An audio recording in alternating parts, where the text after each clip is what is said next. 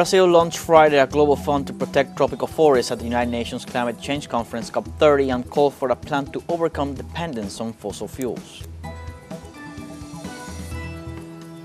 The third social summit of Latin American and Caribbean peoples opened in Colombia. And in Palestine, authorities warned that 1 in 5 children in Gaza have not received essential vaccines.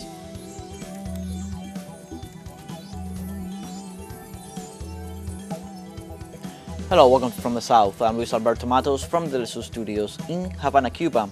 We begin with the news.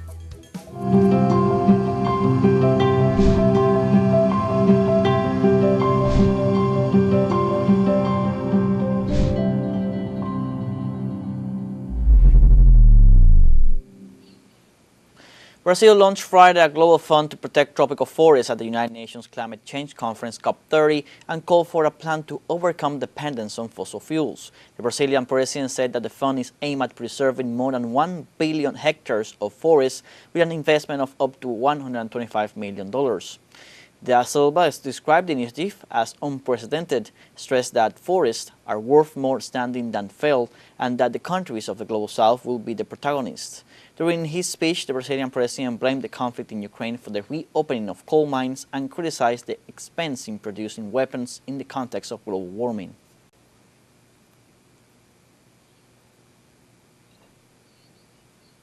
And on Friday, the Climate Summit in Brazil came to an end. This event, which preceded COP30, will serve as a guide for the negotiators who will be meeting starting next week. Once again, the Global South made its presence felt in speeches calling for a more just world.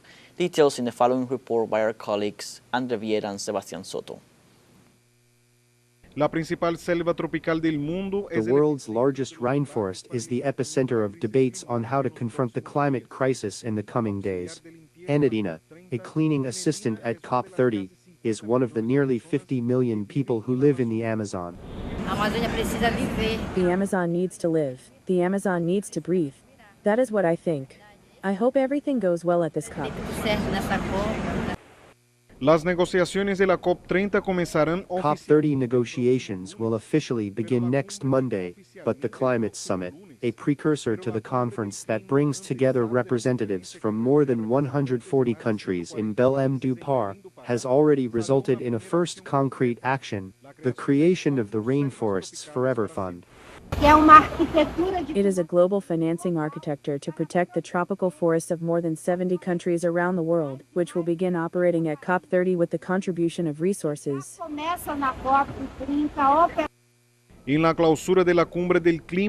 closing of the Climate Summit, countries in the Global South once again raised their voices to denounce the actions of an economic system that destroys humanity and nature. A voracious imperialism hungry for oil and resources, which instead of correcting itself to curb climate change has become more ferocious and inhumane. This imperialism does not send vessels to the Caribbean to help repair the damage caused by climate change, but to threaten, besiege, and plunder the natural resources of our sovereign nations, as is the case in Venezuela.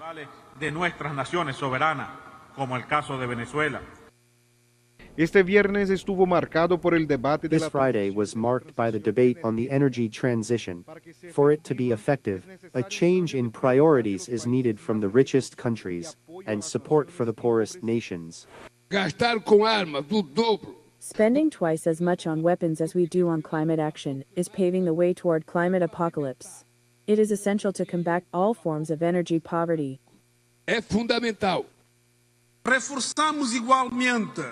We are also strengthening our efforts in the area of renewable energies, especially solar energy, to reduce our dependence on fossil fuels.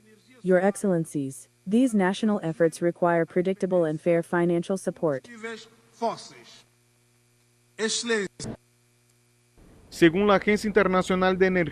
According to the International Energy Agency, fossil fuels still account for 81.5% of primary energy. In this context, 2 billion people do not have adequate fuel for cooking, and 200 million children attend schools without energy. COP30 should both advance the energy transition and democratize access to this resource.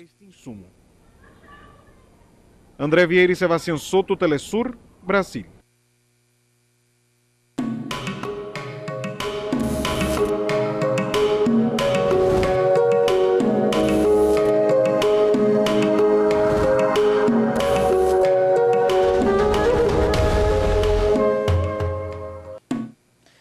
Nicaraguan commerce prepares for a dynamic holiday season as the country embraces also the Christmas atmosphere.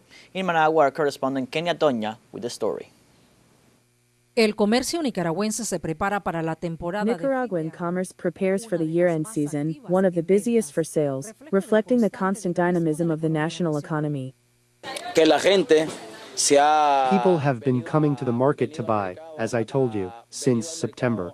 So that indicates to us that the economy is doing well, and I think it's been improving and will continue to improve. At the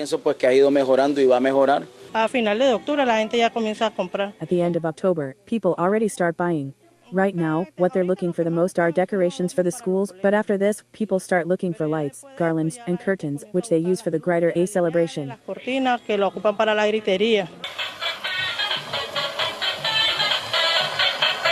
Yes,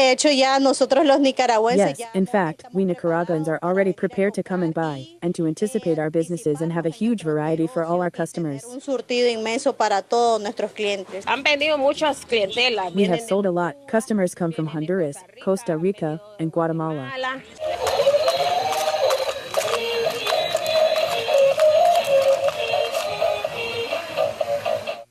Según el Banco Central de Nicaragua, according to the Central Bank of Nicaragua, the economy is expected to maintain steady growth between 3% and 4% throughout 2025. The commercial sector projects sales of $158 million in the last quarter of the year, a figure that reflects confidence and the strengthening of economic activity, driven by the efforts of Nicaraguan entrepreneurs and merchants. de los emprendedores y comerciantes de Nicaragua. We have a projection of around 116 million to 129,000 US dollar. Since last year we were at about 105,417,000 US dollar. And I believe that with all the logistics capacity we have, with the merchants being prepared, and the models that our good government has been providing, that's why we are seeing this boost today. We've also started selling online.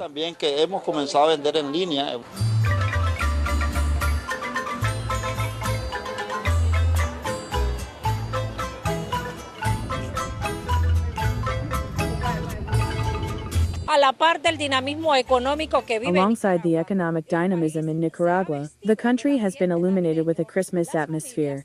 Families are enjoying the decorations and spaces filled with love, unity, and hope. Yes, there are quite a few new things, in fact, and everything is really beautiful. This transmits peace, joy. Yes, peace, joy, and well, those who enjoy it are the ones who matter.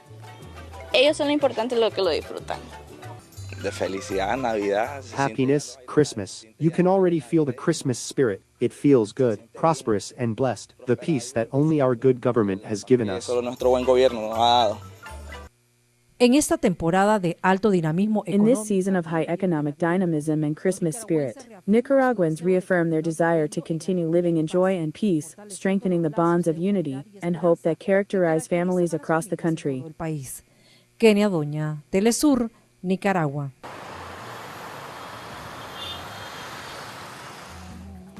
You know, our first break coming up. Remember, you can join us on TikTok at teleSUR English, where you'll find news in different formats, news updates, and much more.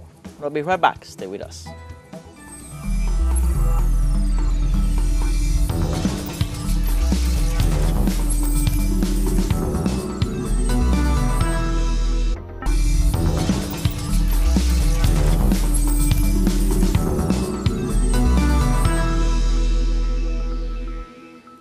Welcome back. From Santa Marta, Colombia, the third summit of the peoples of Latin America and the Caribbean begins, a meeting that seeks to strengthen dialogue and address global challenges, including migration.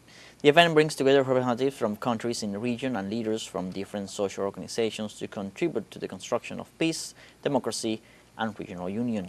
The summit also aims to establish an agenda among social movements that promotes the integration of Latin American and Caribbean countries, focusing on sovereignty and social justice. In addition, the event will kick off the fourth summit between the Community of Latin American and Caribbean States and the European Union, which will begin this Sunday in Santa Marta.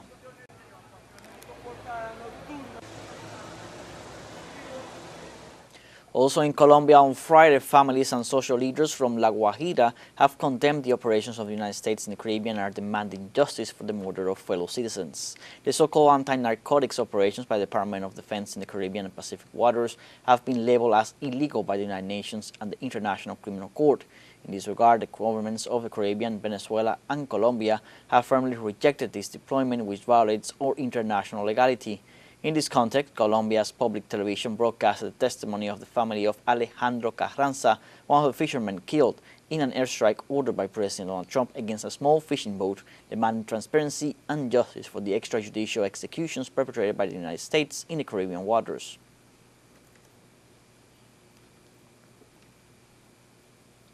In Paraguay, the Frente Guazú coalition holds a national plenary session with the aim of defining political strategies for the 2026 municipal elections. On Saturday, dozens of supporters and political leaders, including former President Fernando Lugo, gathered in the capital city of Asunción to establish the coalition strategy for the upcoming election.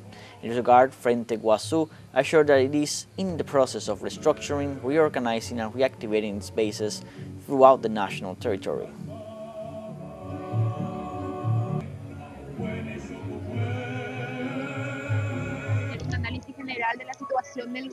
To have a general analysis of the government's situation and the engagement we can carry out as a social movement and political parties. The second objective is the rearticulation process that we have been carrying out in different bases of the front in the different departments, and to clarify the strategy and articulation of social movements and political parties. The third objective has to do with 2026 and our electoral strategy for the municipal elections, how we, as the One Guazú Front, are going to unify our forces and open the debate against other political forces. Venezuela, more than 100 young people from youth school in the commune Aguerridos, Tamanco, graduated in arts and trades, strengthening communal power. The consultation, driven by social organizations and popular power, allowed the initiative to create a space for technical and artistic training aimed at steering youth away from violence and providing them with tools for productive development to be heard and funded. Additionally, it is important to highlight that this Youth Art and Trade School is one of the projects approved and prioritized during the Youth Popular Consultation. The event featured an exhibition of the works created by the students, as well as a cultural showcase symbolizing the union of art and trade as pillars for building a more prosperous and peaceful society. And the Cuban Health Ministry praised the scientific quality of the country's endocrinologists at the closing of the Cuban Diabetes Congress. On Friday, the Health Ministry highlighted the work of the National Institute of Endocrinology for its medical care provided to the Cuban people. It affirmed that the work of residents and specialists is fundamental to the advancement of research in the field of health. In turn, the ministry highlighted the work of the Cuban media around the world. For its part, the National Health Union awarded the institution the 85th anniversary seal of the Cuban Workers' Union as a sign of recognition and fraternity. We now have our second break coming up. Before we invite you to visit our Facebook page at teleSUR English, there you'll be able to watch our top stories, special live coverage, and much more. Follow our page and activate the notification button to stay up to date on the world's most recent events. A final break, don't go away.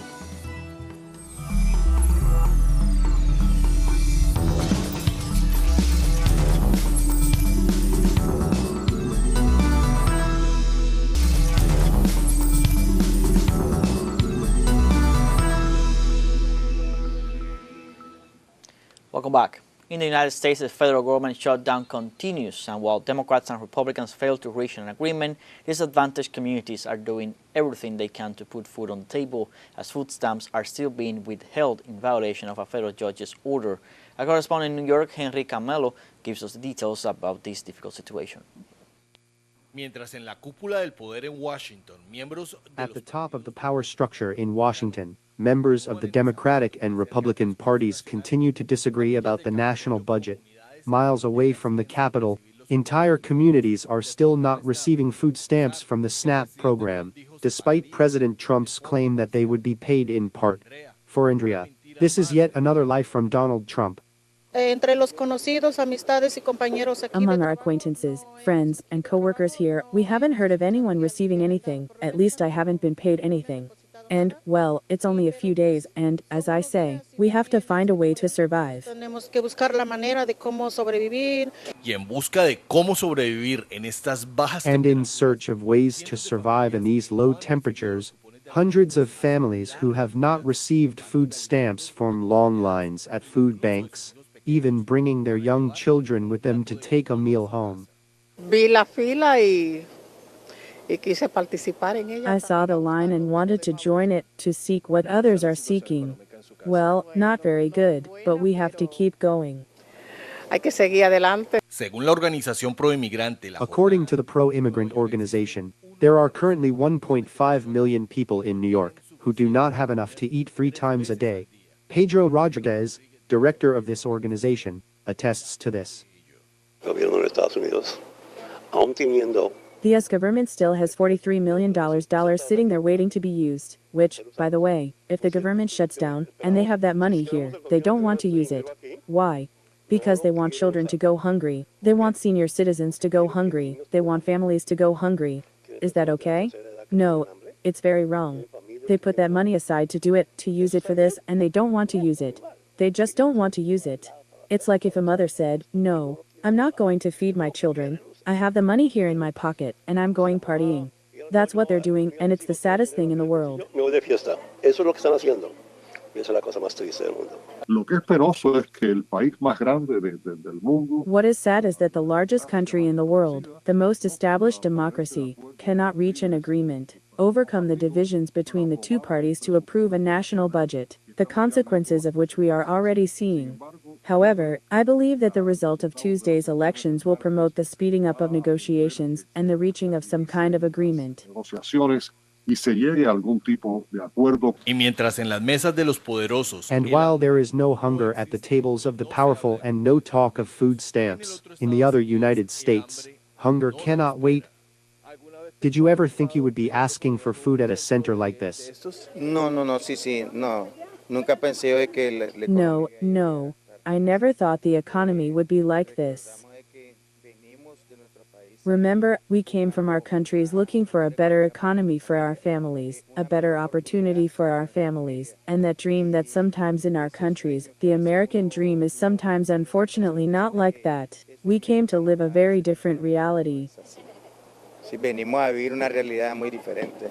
una realidad que presidente Donald Trump A reality that President Donald Trump insists on maintaining while he appeals the decision of a federal judge ordering him to immediately pay the full amount of food stamps that by law belong to those most in need. Pablo Daniel Ho y Henry Camelo, teleSUR, Nueva York. In the United States, a federal judge in Oregon on Friday blocked Donald Trump from deploying National Guard troops to Portland. District Court judge in Oregon, Karen Immergut, a Trump appointee, blocked the deployment of National Guard troops to Portland. In her final ruling, Immergut determined there was no evidence of widespread violence that would justify federal intervention. She found that protests near Portland's Immigration and Customs Enforcement facility were predominantly peaceful. Earlier this week, Immergut had already prevented the Trump administration from deploying the National Guard to Portland, saying that she found no credible evidence that protests in the city had spiraled out of control.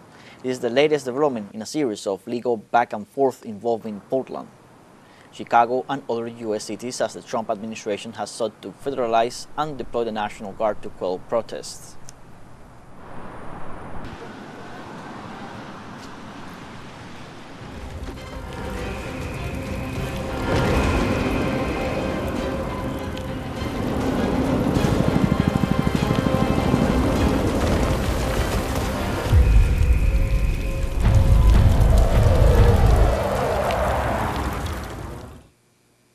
Palestine warns that 1 in 5 Gazan children have not received essential vaccines.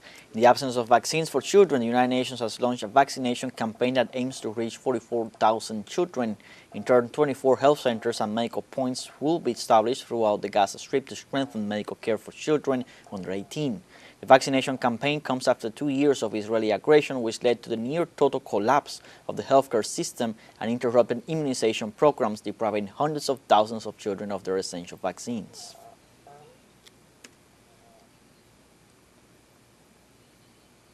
And Turkey issued arrest warrants for genocide against Israeli Prime Minister Benjamin Netanyahu and senior officials.